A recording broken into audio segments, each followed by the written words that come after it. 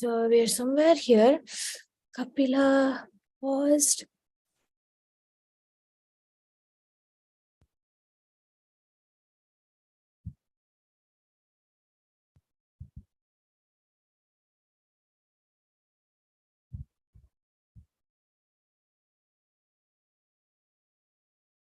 So I think think we read here, my dear respectable mother, a few days ago, you asked me to explain Prakriti, the material energy, and Purusha, the spirit, the Lord of energy and their relationship. In reply to your question, I've explained Jnana Yoga, the process for realizing these truths. By this practice of cultivating knowledge, one rises above the modes of nature and eventually realizes that Krishna is everything. He thus takes guidance from Krishna by hearing from him. One may also take directly to such devotional service. Either way, the goal is to realize Krishna as a supreme personality of Godhead. Okay. Would you like to read, any of you?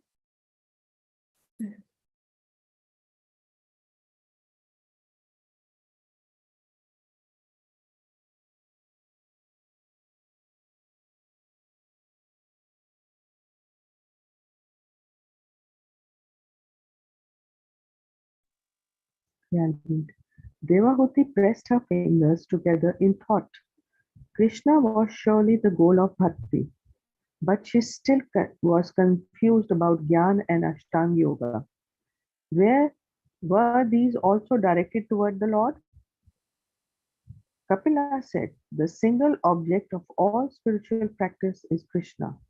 However, he is seen differently depending on one's process. Consider this example. Kapila pointed to a glass of milk standing on a nearby table. Milk is one, but different senses perceive its different features. To the eye, it is a white substance. To the nose, it is something fragrant. To the touch, it is cool. And to the tongue, it is a delicious food. In the same way, according to the scriptural directions followed, one will perceive Krishna in different ways. Wow. Those on the path of. That's a very, very relevant point. Depending on, ye yathamam prapadyante.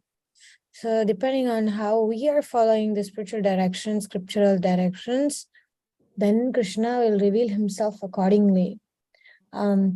Sometimes we may notice that we're studying scriptures a lot, but listening to classes or whatever, but then we're not exactly maybe perceiving Krishna in a favorable way. That's because sometimes we may have some filters to hear only what we want to hear, or read only what we read, but we only absorb and want only things that is easy for us. So it is repeated again and again that in order to study scriptures, we need to have open mind. When we have a closed mind, even the scriptures, like Bhaktivinoda Thakur says, even the holy name can help us in cultivating the weeds of anathas. If we are not aware, if we are not open to let Krishna cleanse our heart, that is actually, even in my personal experience, I have seen that if I'm not careful, if I'm not carefully reading with the open-mindedness, then it can actually become dangerous, because it's half knowledge and it's picking and choosing knowledge. Any points on that? This point that.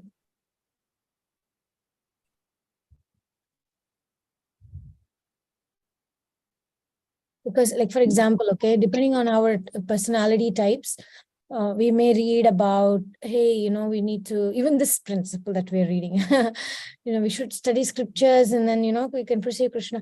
And different people will perceive it different ways. Somebody who's like a perfectionist type, they should be done in this way only. Otherwise, no, you will not get Krishna. Somebody else will say, no, like everybody will have their own ideas, right? But if we do it in an open-minded way, then we transcend, we go beyond natures and personality types, and we focus on Krishna, Krishna becomes the center, not our perspective. Similarly, when we look around in our lives and we judge people for their Krishna consciousness or lack of it, if we do it really from a Shastric perspective, then it's Gunadamat, Anukroshan, Gunadikan, Mudam, Lipset. Srimad Bhagavatam helps us by telling us that we should discriminate. Sometimes people may be much more senior devotees, but they may be stuck on their, because they're not so open, they may be stuck on their own levels. So we were compassionate. We should show compassion. And some other times, people who are very younger than us and very junior to us may actually be experiencing Krishna consciousness, Krishna's bhakti, Krishna's love much more than we are. And what we should do, we should become happy for them.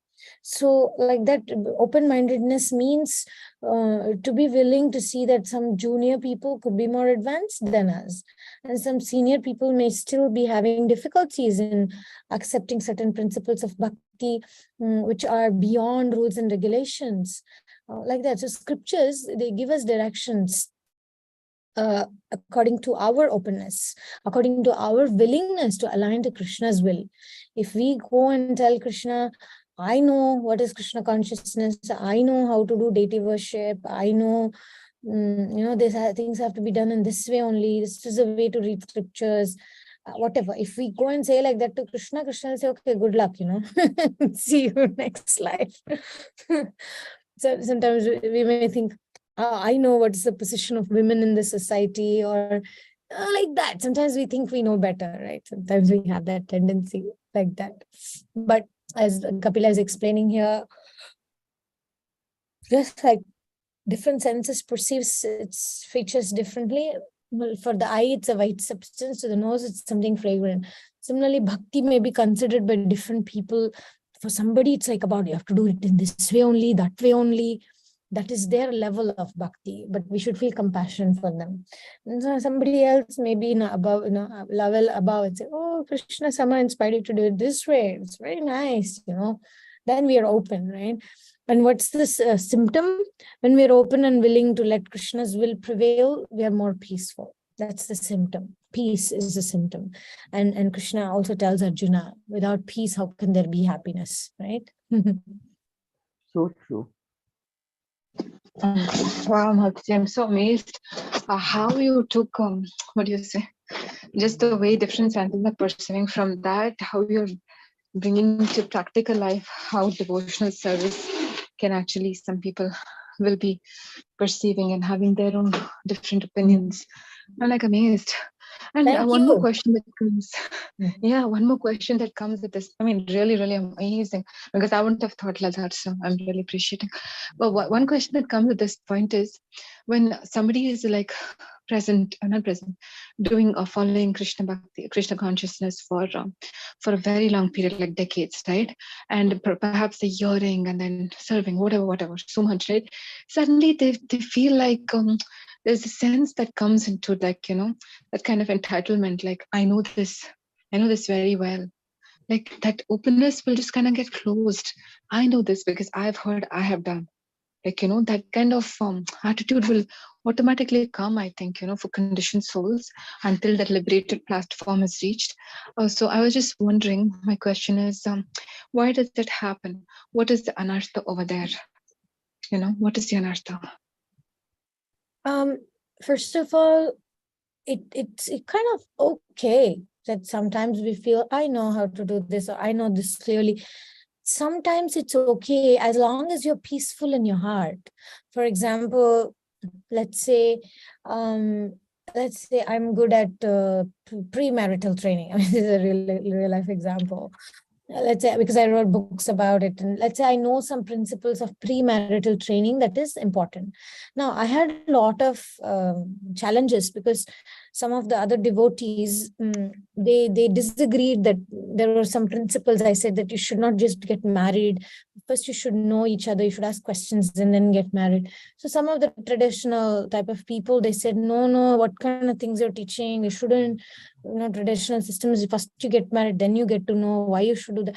So there was a lot of disagreements on that topic. So now, I may say that come on, I know these things, I have seen as an astrologer how many divorces happen and how much misunderstandings happen and how unhappy the marriages can be if they don't get to know a little bit each other and their priorities, right?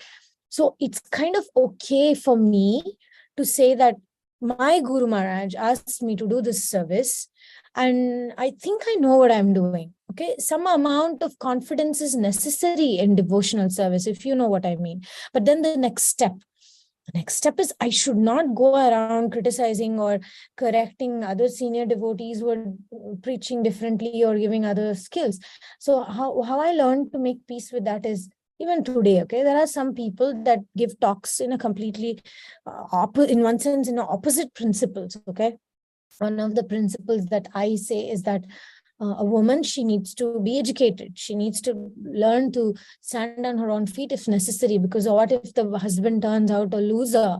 What if the husband betrays and goes away? The woman cannot just be completely like uneducated and get married at 14 and that kind of situation. Now there are people that are preaching in ISKCON, I mean amongst leaders, some people, they preach that no, women should not, they should just marry and just accept the whatever husband and whatever karma and whatever, right? So now my point is, I came to the point that in some countries, in some places, say Bangladesh, okay, there's one preacher who speaks in this way where I feel that some of these principles are applicable to people who live in Bangladesh and villages, and they have a protected environment where the father is protective, and when the woman gets married, she goes into a family where it's not only the guy that she marries, and there are certain thing. So my point is usually like, I do know better about some principles of how to be married in a normal city life and in modern international ISKCON standards. At the same time, some of the principles some of these people are saying is not wrong. It's good for maybe some people. Okay. So like that, I made peace. So the point is, it's okay to have some amount of confidence, okay, in Sattva Guna. I would say the question of yours is like Sattva Guna confidence, that the way I preach or the way I give understand Gita, the way I do deity worship or the way I cook is good enough, because we need some confidence in Krishna consciousness. Otherwise, we'll never give a class. Otherwise, we'll never make a Rajbhog for deities, and we will never dress deities. You know what I mean? Like, we need some amount of self-confidence that the way I'm doing is okay, is an acceptable thing. But we also need acceptance of other people's inspirations and styles and ways of preaching. If that helps, that's like a very generic answer, okay? Perfect, Mataji, perfect. Do not get into Rajas and Tamas, because Tamas is like one thing is everything. To think that everybody else is wrong and like that, and Rajas is to think that I am better, everybody else is lower.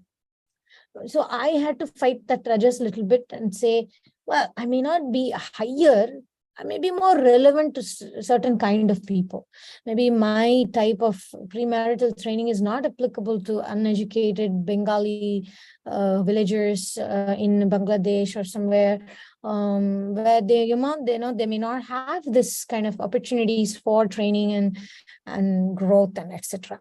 So I needed to accept that I'm not better, but what I'm doing is more relevant in certain fields.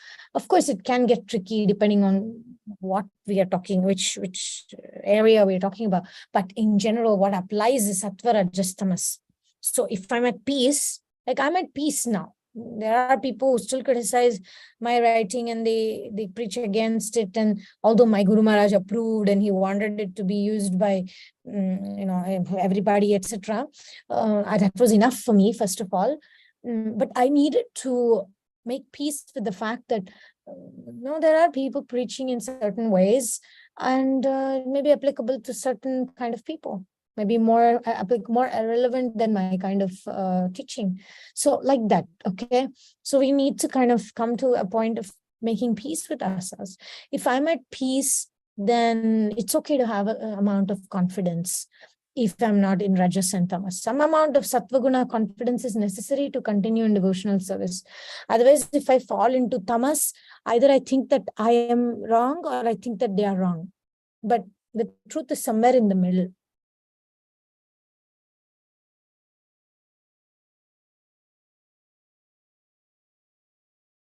Yeah, very nice, Mataji, very nice.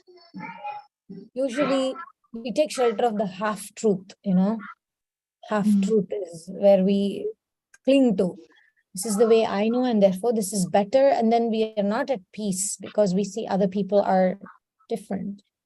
But Sattvaguna says, okay, they're different. That's relevant for some people, and mine is relevant for some other people.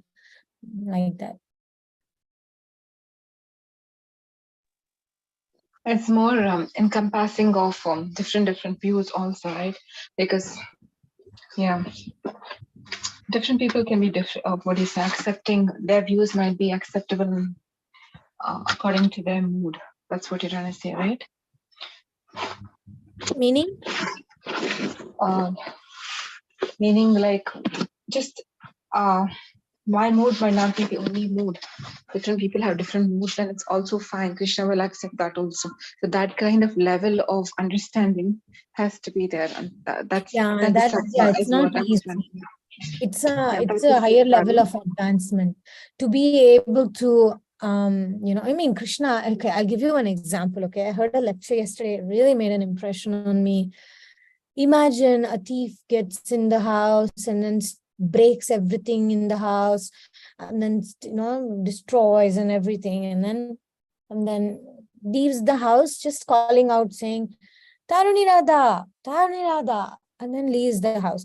Are you going to just say, oh, he took my name in the end, so I'm going to forgive for all the breaking of things? No, right? We don't have that capacity. We're going to be upset. We're going to be angry. We're going to be sad. But you know that Krishna is that kind of a person. The scriptures declare very boldly that, by the way, this whole world is Krishna's home. This whole world is Krishna's temple, you can say. And we as human beings, we come here, destroy things, misuse resources, and we do all sorts of things. And then Krishna says, you just call my name and then I'll forgive you for all the nonsense that you do. Okay, so we're talking about the Lord who, forgives Putana and then sees that, oh my God, she wanted to feed me. And he just sees the word feed and he forgets the word poison. And then he gives her the nurse position.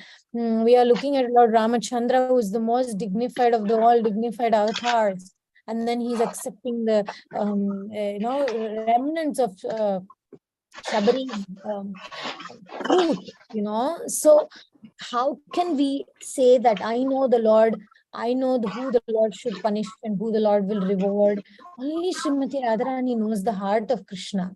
Sometimes we may look at somebody and say, this person is so abusive, they treated me so badly, but Krishna may forgive that person. We don't know. We may look at somebody and say, oh my God, what kind of articles this person is writing, why they are so modern or whatever. Okay, or somebody may say why they're so traditional, why they're writing about child marriage and all. This is not this and that. The Krishna will not forgive them.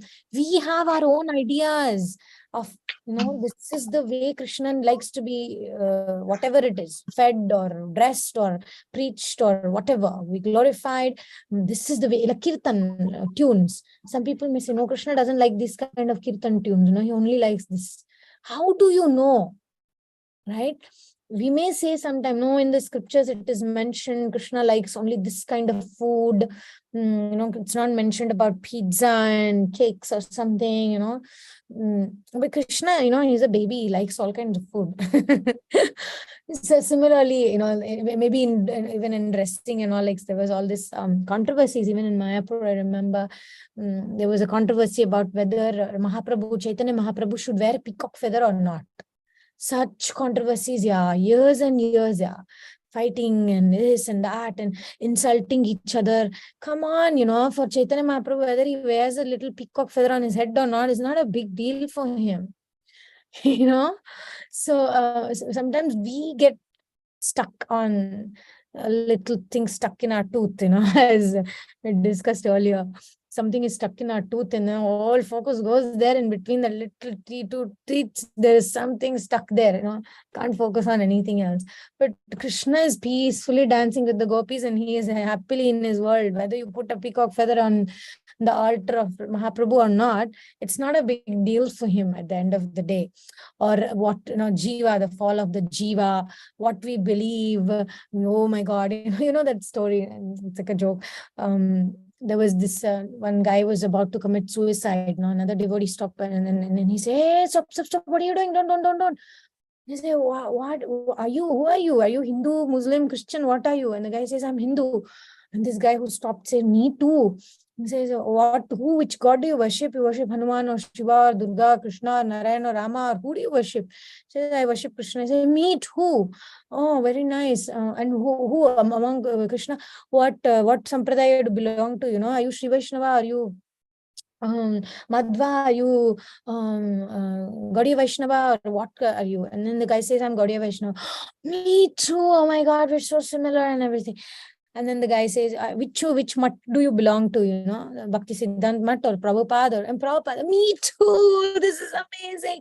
We are, in the same family. Dude, don't do this. What are you doing?" And he said, "So among ISKCON and all, who's your Guru Maharaj, this Maharaj or that Maharaj or this Maharaj?" And he says, "This Maharaj." "Oh my God, you're my God brother also." And I said, "Okay, very nice, fine. And do you believe that women should also, teach and preach, and they also should become Shiksha Gurus and Diksha Gurus and all, or you don't subscribe to that?" And the guy says, "No, I don't subscribe to that. I actually think that women should just cook, clean and wash and take care of kids." And this guy's, you idiot, you deserve to die." And he pushes him off the cliff.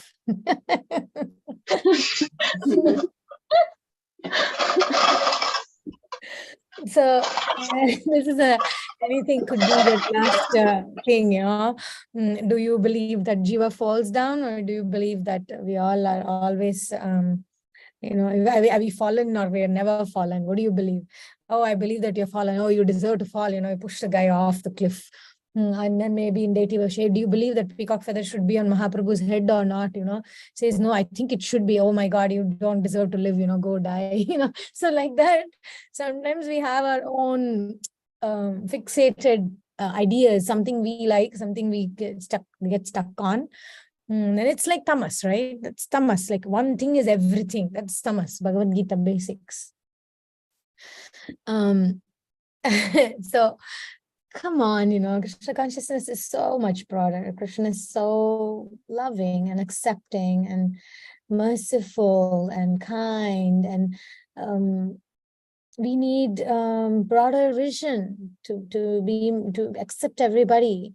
And we should be careful what kind of principles we are applying, because if as a leader somebody does something, everybody will follow, right? We should be careful, but we should see if that thing is worth it losing sleep over.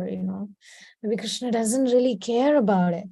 Maybe he cares, like, I've seen devotees insulting each other, calling names, and oh my God, threatening to kill each other.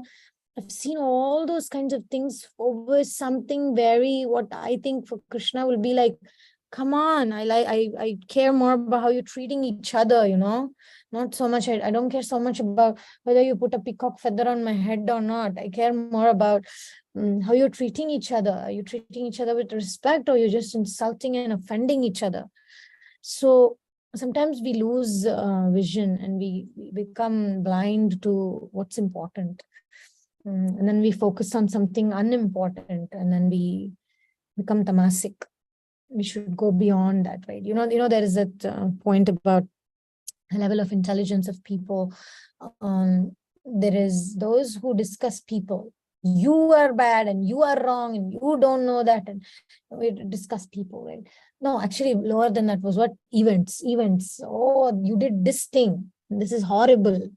You put peacock feather on Krishna, you're doomed, you're going to go to hell, Krishna will never be pleased with you, that kind. Okay, events, one event, taking one event as everything. Another is talking people. Hey, that person is like this, and that person has this weakness and tendency and habits and this and that. That's another level. Then talking about ideas, principles.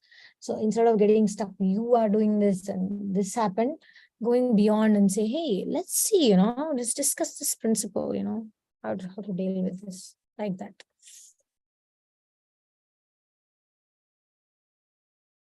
Yeah, That's very growing. beautiful. That's growing up. That's open-mindedness. That's willingness to see Krishna's different devotees, right? Pandavas only, you see, they were not all same. Each of them were doing different things. If you imagine, you go and tell Bhima that this is only this much prasadam only you should eat. He'll give you one punch. Imagine he comes to the Sunday feast and you tell him, Maharajji, Prabhuji, you will only get this plate, this much only you should eat. You can't expect more or something. I'm just saying, everybody has their own ideas. Or you tell Arjuna, hey, you're supposed to be this and that. I mean, I'm just saying, Arjuna had many wives. So, different devotees have different natures and tendencies. And even, okay, this is relevant here. Even children of Brahma, okay? Narad Muni is the child of Brahma, Manu is the child of Brahma, Shiva is the child of Brahma, Daksha is child of Brahma, right? All of them are brothers. And fortunately, they had Brahma as the father. And everybody, we all need to respect the father, but there are sometimes difference of opinion. And there was even difference of opinion between Daksha and Shiva, right? The brothers, they had such a difference of opinion, such a conflict. It came to the point of cutting off Daksha's head and putting a goat's head. And there has been a conflict between Narad Muni and Daksha, because he made all the children go and take sannyas and like that. So there are conflicts. Okay, there are differences of opinion. We can't avoid that. The nature of material life is like that. At the same time, we need to look within and see, are we at peace? Are we at peace, or are we just stuck on events and people? It's good to differ on principle and say, hey, we have different ideas, but I still how to respect the person. We can, they say, we can agree to disagree respectfully. It's easier said than done. It's easier said than A lot done. of maturity, yeah, a lot of maturity. I think. Emotional maturity and I think humility, both also, right? Maturity and humility, both are required. Actually, see, you said as we grow up, we become more fixed. Actually, when we grow up, we become more open and humble. And actually, I think that's the phase before that maturity comes, this will come. After this comes, that will come, I guess, right? Yeah. So as we grow up, this phase will come, I guess. And then after that, right, that real thing, that real beautiful maturity you're speaking about, that comes as a even more greater, nice advancement, which is the actual advancement in one sense. Correct, no, Mataji? Say that again. Like real maturity is when the person is able to have that openness, but before that stage sets in, there is a stage where you feel like, I know everything, and this is how it is. And Yeah, we'll freak out. Yeah, first we'll freak out, and then we'll say, oh, actually it's not like that.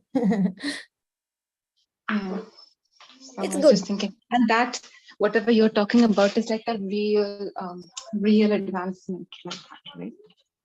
That's the actual advancement. True. It is about being at peace and understanding what's more important, because we'll never control everybody to behave and do things the way we want. Never. It's never going to happen.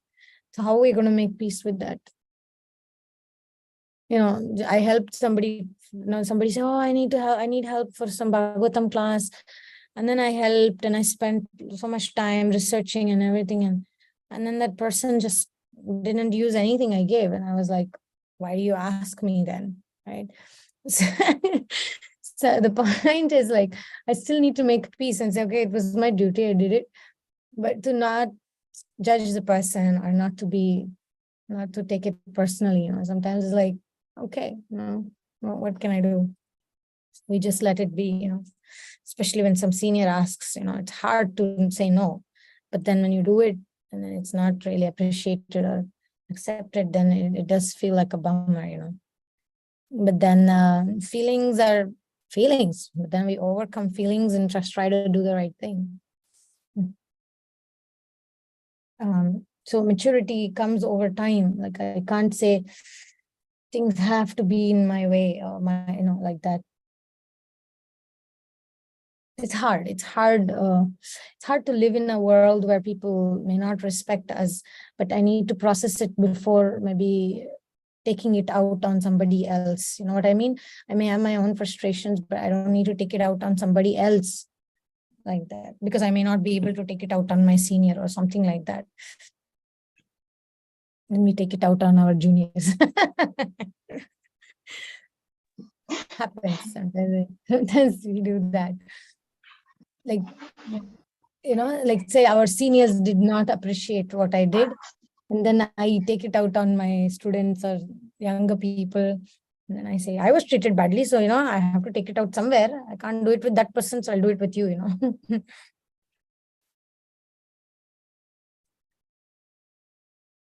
It's kind of reverse psychology. Is it reverse psychology, or what is it? Get back mentality? Is it, what is that kind of an attitude?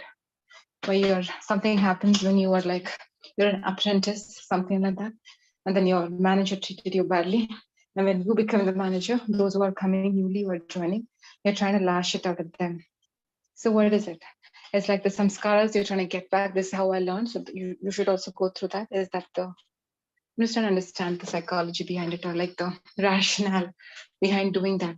The other person can, one person can do that. The other person can think, oh my God, this is the way I was treated by my manager, but I will not do this. I'll be kind to this new joinees. Like, two ways the person can think. Either way, this or that. The rationale. The point is, again, like I told you that thing, look at how Krishna is. So accepting, so forgiving. Who do we think we are? Sometimes we want to put people under such judgmental thing, and we think that this person deserves this person deserves to be punished. This person how do we know?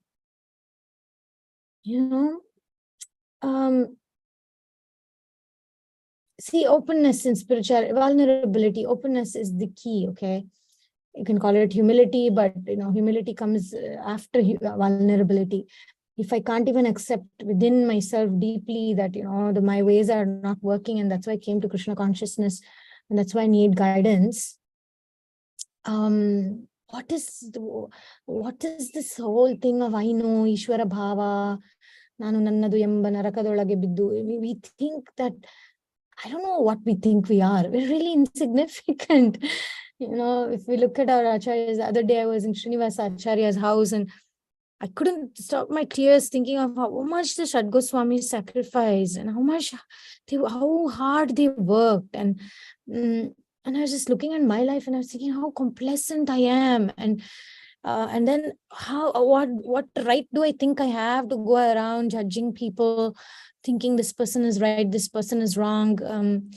All these things, it's all illusion, it's all Maya. The truth is just, I have no idea. How do I know? So humility and that vulnerability is this actual key for spiritual development. And we can see in the songs of Bhaktivinoda Thakur and Narottam Das Thakur, so much humility is expressed in there. Bhaktivinoda Thakur, by the way, I don't know if you have read his life history and all. It's amazing. Do you know that in his younger years, he had difficulty to give up eating meat? And there is that whole, it's very, very nice, like to see that he's very vulnerable in expressing how much problems he had. He had so much health problems, and he had like a madhouse, nut house in his home. He had one child which got married, but then went crazy. And then the son started living in the house only, and he was crazy. So much, he had so much to deal with.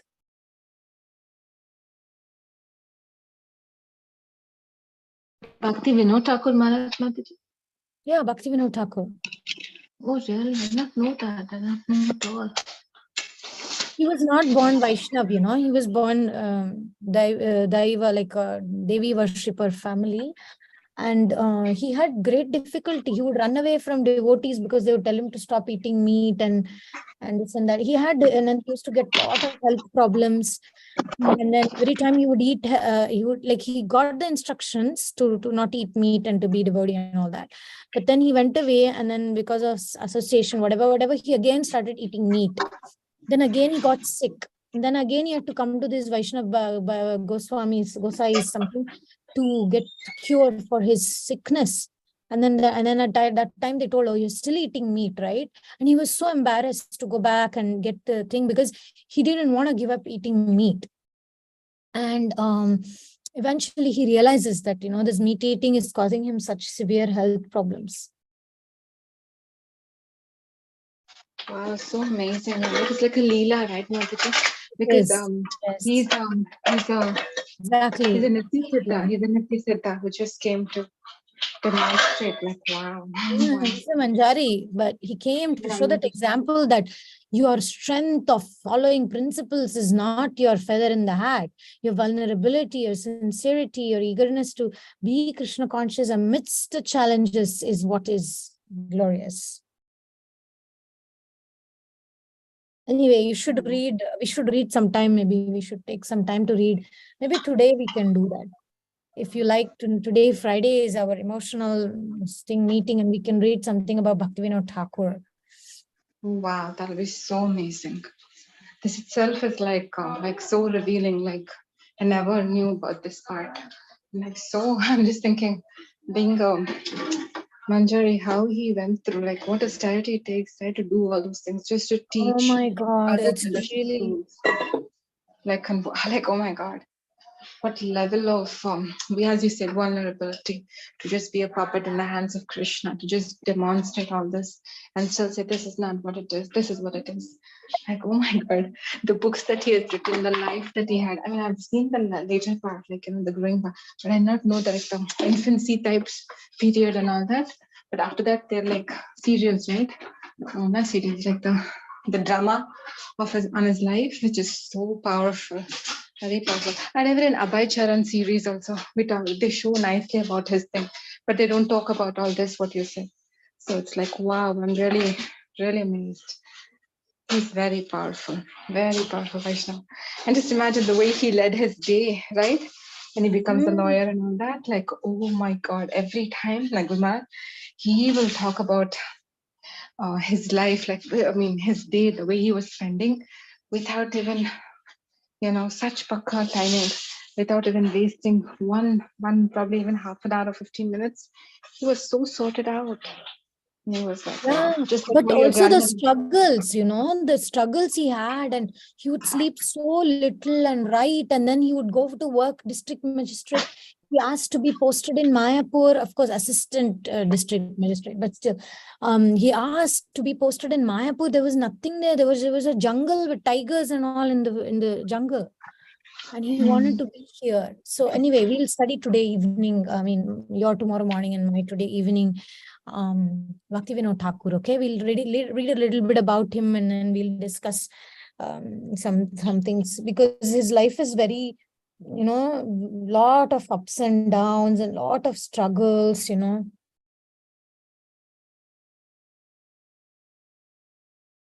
Perfect, Mataji. Thank you so much. Perfectionist. Okay, I'll find some nice pictures of Bhaktivinoda Thakur and the family and everything. Sure.